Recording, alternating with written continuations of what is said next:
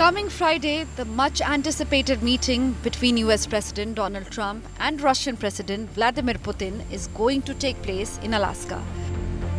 The announcement was made by Trump himself in a post on his Truth Social.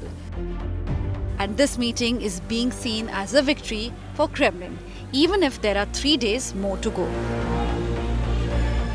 But this meeting is not trilateral, as earlier suggested by Trump, but a bilateral meet as requested by the Russian president. I'm going in to speak to Vladimir Putin, and I'm going to be telling him, you got to end this war, you got to end it. And he wasn't going to mess with me. This war would have never happened. I think we'll have constructive conversations. There'll be some land swapping going on. I know that through Russia and through conversations with everybody for the good of Ukraine. Then I'm going to call up President Zelensky and the European leaders right after the meeting, yeah. And I'm going to tell them what kind of a deal. I'm not going to make a deal. It's not up to me to make a deal. I think a deal should be made for both. As August 8 deadline for Russia to reach a deal on war with Ukraine came to an end, Trump's post came shocking to many. Ukrainian President Volodymyr Zelensky and many European leaders had hoped that Trump, who has been expressing his disappointment with Putin over handling of the war, would impose strict economic sanctions post the deadline. Everyone sees that there has been no real step from Russia towards peace. No action on the ground nor in the air that could save lives. That is why sanctions are needed. Pressure is needed. Strength is needed. The strength, first and foremost, of the United States. The strength of Europe. The strength of all nations in the world that want peace and stability in international relations.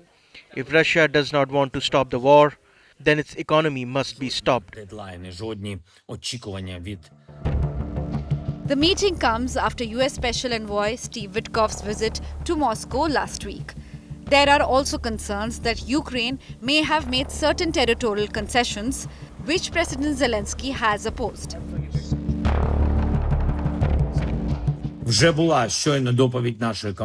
The path to peace for Ukraine must be determined together and only together with Ukraine. This is fundamental, and it is important that our joint approaches and shared vision work toward a genuine peace, a consolidated position, a ceasefire, an end to the occupation, an end to the war. I thank everyone who is with us, who is with Ukraine. Небезпеки враховують. Шлях до миру для України має визначатися разом. From telling Zelensky that he was gambling with World War III during the latter's visit to the Oval Office early this year, to understanding a friend Putin and then being very disappointed, Trump's relation with Putin has seen many phases. On occasions when it just seemed that Trump is going to sanction Russia, Moscow's allies were the worst hit. With the exception of China, India was imposed with an additional tariff of 25% for purchasing Russian oil. The Trump administration went to the extent of calling this additional charge from India as a national security issue. But India is hopeful of a positive outcome from this meeting and reiterates Prime Minister Narendra Modi's stand that this is not an era of war. A joint statement by leaders of Europe have also hailed Trump's efforts to bring an end to the war and ensuring peace in the region.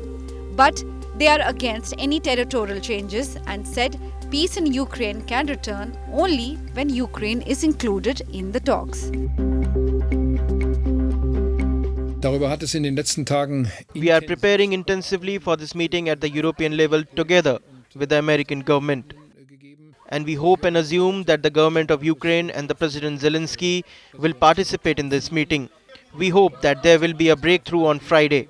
Above all that, there will finally be ceasefire, and that peace negotiations can take place in Ukraine. Die Regierung der Ukraine, dass Präsident Zelensky an diesem Treffen beteiligt wird. The meeting location is significant as US purchased Alaska from Russia in 1867. The last time Alaska took center stage in an American diplomatic event was in March 2021.